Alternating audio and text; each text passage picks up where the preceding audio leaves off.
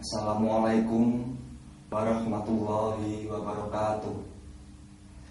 Innal hamdalillah nahmaduhu wa nasta'inuhu wa nastaghfiruh wa na'udzu billah syururi anfusina wassalatu wassalamu ala rasulillah wa ala alihi wa ashabihi wa man wala. Pemirsa Al-Akbar TV yang dirahmati oleh Allah, kali ini kita bertemu di dalam acara psikologi remaja muslim. Dan kali ini tema yang akan dibahas adalah dampak patuh pada psikis. Sering kali kita mendengar kata patuh atau kepatuhan, tetapi barangkali hanya sebagian dari kita yang hanya mengetahui maksud, makna, dan dampak apabila kita tidak patuh ataupun patuh kepada perintah. Sebelum dipaparkan tentang dampak dari patuh, marilah sebelumnya kita memaparkan syarat terpenuhinya makna patuh. Pakar-pakar bahasa mensyaratkan sekian syarat agar terpenuhinya makna patuh. Yang pertama, melaksanakan apa yang diperintahkan. Kedua, melaksanakan saat diperintahkan. Dan yang ketiga, melaksanakan dengan penuh ketulusan.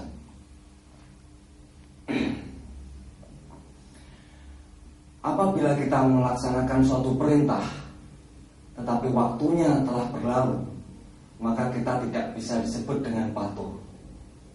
Dan apabila kita melaksanakan perintah disertai dengan kejengkelan ataupun kedongkolan hati, itu pun tidak bisa dinamai patuh.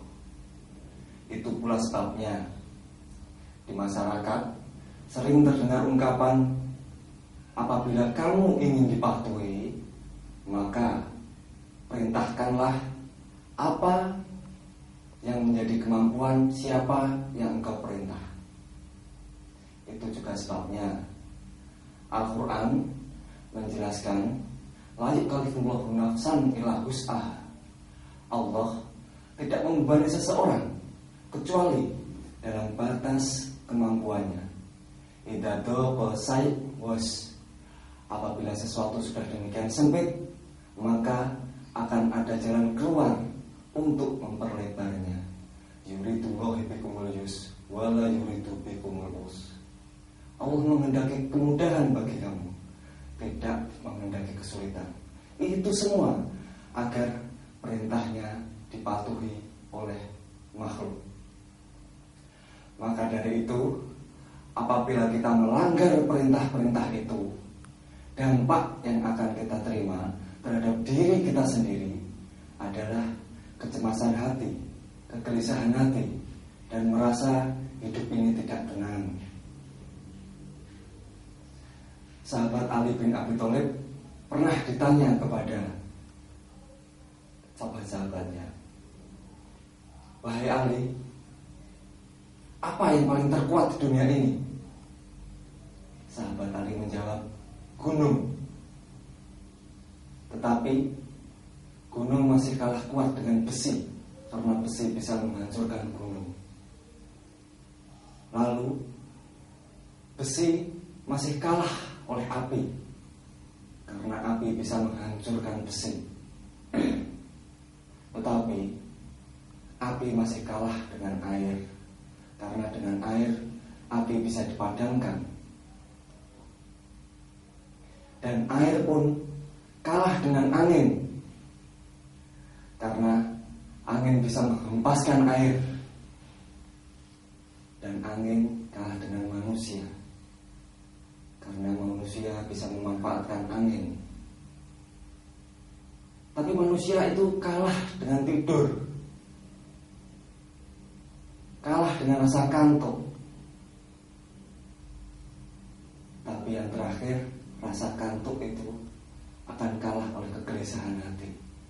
Apabila seseorang itu gelisah, cemas, dan merasa tidak tenang di dalam hatinya, maka seseorang itu tidak akan bisa tidur. Pemirsa Al-Akbar TV yang dirahmati oleh Allah, marilah kita lanjutkan. Jadi kesimpulan dari pernyataan Ali bin Abi Thalib tadi adalah yang paling perkasa di dunia ini adalah kegelisahan hati. Lalu bagaimana cara agar kegelisahan hati itu tidak hinggap di dalam diri kita? Pertama yang harus kita lakukan adalah patuh atau taat pada perintah Allah Subhanahu wa Ta'ala. Karena dengan patuh, hati kita akan menjadi tenang, hati kita akan menjadi nyaman, karena kita merasa dekat dengannya. Dan apabila kita ingkar, kita melanggar perintah, hati kita akan guncang, kita akan gelisah dan cemas dan tidak tahu pangkal ujungnya. Maka pemirsa Al-Akbar TV yang dirahmati Allah, marilah kita patuh dan taat akan perintah-perintah Allah.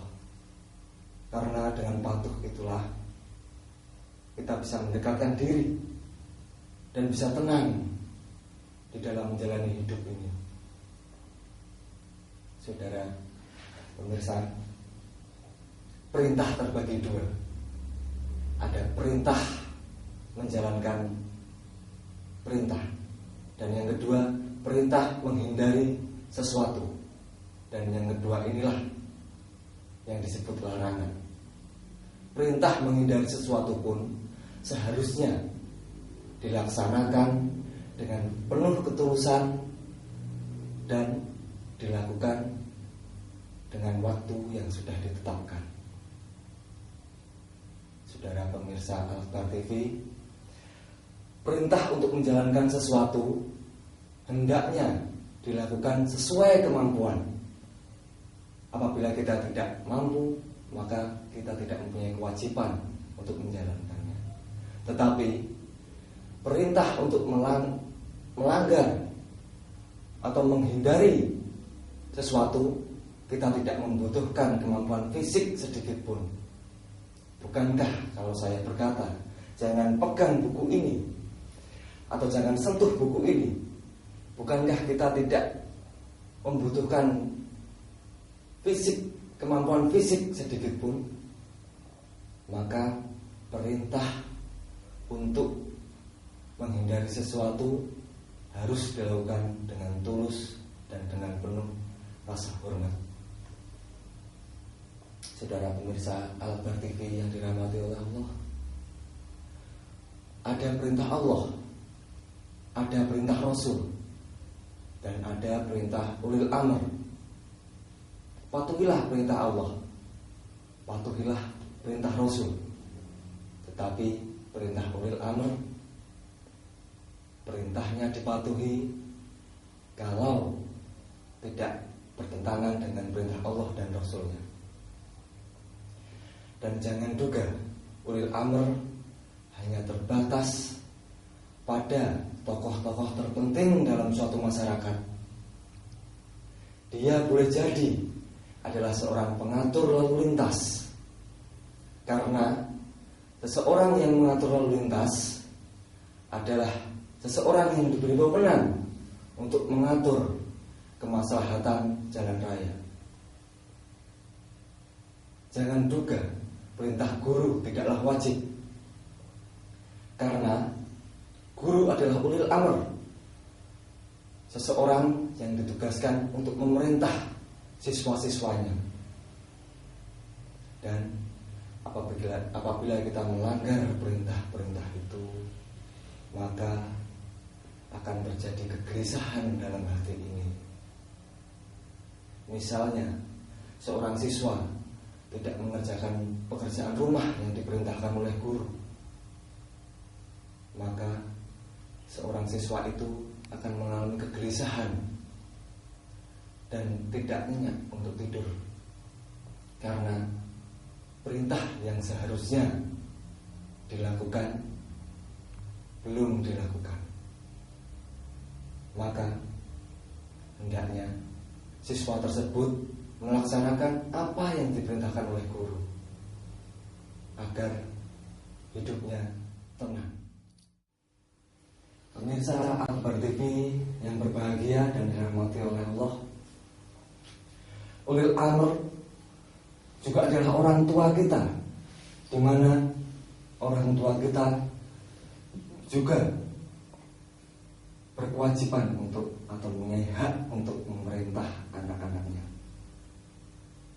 Dan kita selaku anak seharusnya mematuhi perintah-perintah orang tua kita. Saudara pemirsa Al-Akbar TV yang dirahmati oleh Allah, orang tua kita memerintahkan anak-anaknya tentunya dengan niat yang baik agar kita menjadi orang-orang yang baik. Dan kita seperti ulil amr yang lain, kita harus mematuhi dan mentaati perintah-perintah orang tua kita, dengan catatan tidak bertentangan dengan perintah Allah dan Rasulnya. Maka dari itu, saudara pemirsa Akbar TV yang berbahagia, Rasul Shallallahu Alaihi Wasallam pernah bersabda, al mar'ul muslim asam wa ta'a lima radiya wa kariha wala umira alaihim abdul habasik. Seorang muslim diwajibkan patuh dan taat, walaupun pemimpin yang memimpinnya adalah seorang budak yang hitam yang tidak berstatus sosial yang tinggi. Karena apabila tidak patuh, bisa terjadi kekacauan dalam hidup ini. Itu juga sebabnya Rasul berpesan, daripada terjadi kekacauan, lebih baik patuhilah siapapun yang memimpin kamu. Saudara pemirsa Al-Akbar TV yang berbahagia dan dirahmati oleh Allah, dampak-dampak yang terjadi apabila kita patuh pada perintah Allah, patuh pada perintah Rasul, dan patuh pada perintah ulil amr, hidup kita akan tenang, hidup kita akan nyaman di dunia ini. Dan tentunya dampak yang paling signifikan yang akan kita terima adalah kehidupan di akhirat kelak. Dan saudara pemirsa Akbar TV yang dirahmati oleh Allah, apabila kita melanggar perintah-perintah itu, maka akan terjadi kegelisahan dalam hidup ini, kegelisahan di dalam hati, dan kegoncangan jiwa yang sangat serius yang akan kita alami. Bahkan akan terjadi kekacauan di dalam masyarakat apabila kita melanggar terlalu jauh perintah-perintah tersebut. Maka saya sekali lagi berpesan, perintah-perintah itu patuhilah, maka kehidupan kita akan berjalan tenang dan lancar. Saudara pemirsa Akbar TV yang berbahagia,